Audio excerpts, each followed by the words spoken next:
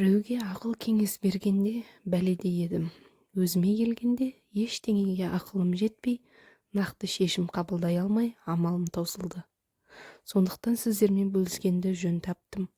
Біріңіздің болмаса біріңіздің ақыл кеңестеріңіз кәдеме жарар деп үміттенемін.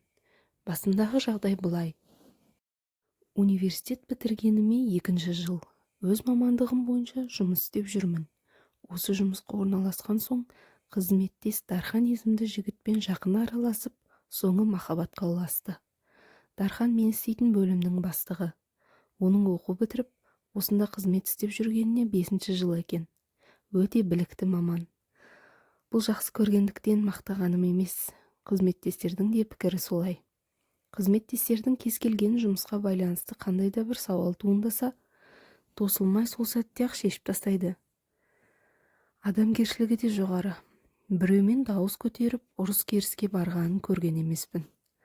Адаммен сыйласа білетін жігіт. Қызметтестердің бәрі сыйлайды. Таяуда Дархан маған тұрмысқа шық деп ұсыныс жасады. Мен келістім. Алла қаласа осы жазда шаңырақ көтереміз. Әрине, барлық жөн-жоралғылар жасалады. Сырға салу, құдалық дегендей. Бірақ менің Дарханға айтпаған бір сырым бар. Мен қыз емеспін. Дәл айтқанда университетте бірге оқыған Сәкен есімді жігітпен жарты жыл азаматтық некеде болғам. Негізі оқу бітірген соң үйленетін болғанбыз. Тіпті ол мені үйіне апарып, ата-анасымен де таныстырған болатын. Сондықтан оған құдайдай сенген едім. Бірақ Сәкен екеуміз бір-бірімізді ұнатып, 2-ші курстан бастап дос болдық. Жұбымыз бір жазылған емес. Өмір бойы солай болады екен деп ойлаппын. Сабақта да, сабақтан кейін де бірге жүретінбіз. Құрбыларым жігіттермен ренжісіп, ұрысып, тіпті екі жаққа айырылып кетіп жатқанда таң қалатынмын. Өйткені біз еш ренжісіп көрмеппіз. Жүретін қыздарын ренжітетін жігіттерді сүймейді деп ойлайтынмын. Сәкен мені еш ренжітпейтін болған соң, ол мені шын сүйеді деп санайтынмын. Сондықтан да болар, оқу орнын бітірген соң үйленеміз деп шешіп, соңғы курстың 2-ші жарты жылдығында пәтер жалдап бірге тұрдық. Қазіргі тілмен айтқанда азаматтық некеге тұрдық.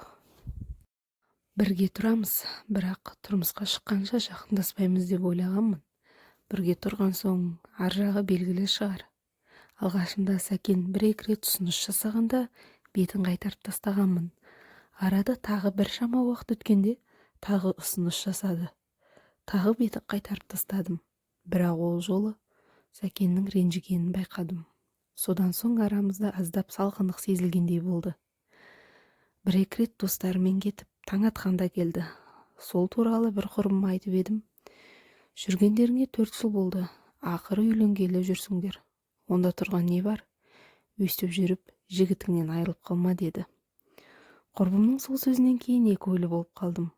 Екі ойлы болып жүргенімде Сәкен тағы ұсыныс жасады.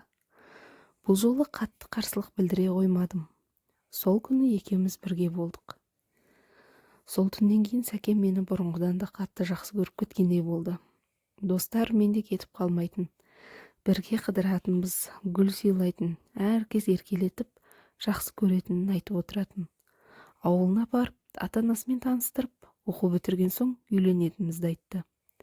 Олар да қуанышын жасырмай, тойды тамыз айының соңына қарай өткізген дұрыс болар деп өз ойларын білдірді. Сәкенге тұрмысқа шығатыныма 200% сенімді болдым. Шынымен де ол бір бақытты шақ болатын. Бірақ күнде бақыт құсы басымнан ұшып, үміт оты сөнді. Диплом алғанымызға 2 күн болған. Таңертеңгілік шайдан кейін Сәкен киімдерін жинастыра бастады. Негізі жоспар бойынша 1 аптадан соң әркім өз ауылына қайтуы тиіс еді. Өйткені құдалар сырға салуға біздің үйге келуі керек болатын. Ойымда ештеңе жоқ. 1 аптадан соң қайтпаушы ма едік деп сұрадым. Күтпеген жерден Сәкен, екеуміз бір жолақ қоштасуымыз керек, үйленбейміз дегенде, алғашында қалжыңдасып тұрған болар деп ойладым. Бірақ сәлден соң қалжың емес екенін білдім. Не болғанын сұрасам, ештеңені дұрыс түсіндірмеді. Қош бол деп үйден шығып кете барды. Сол күткеннен қайрылмады. Енді үйдегілерге не бетімді айтам. Оларды да дос-дұшпанның алдында жерге қараттым. Мен жылап еңіреп қала бердім. Ол қайта хабарласпады. Мен хабарласа алмадым. Өйткені ол телефонын мүлде сөндіріп тастапты. Бәлкім нөмерін алмастырып жіберген де шығар. Кейін құрбыларымнан Сәкен туралы сұрасам, ол бір қызға үйленіп кетіпті. Сөйтсем әлгі қыздың аяғы ауырлаған соң, соған үйленуге мәжбүр болыпты.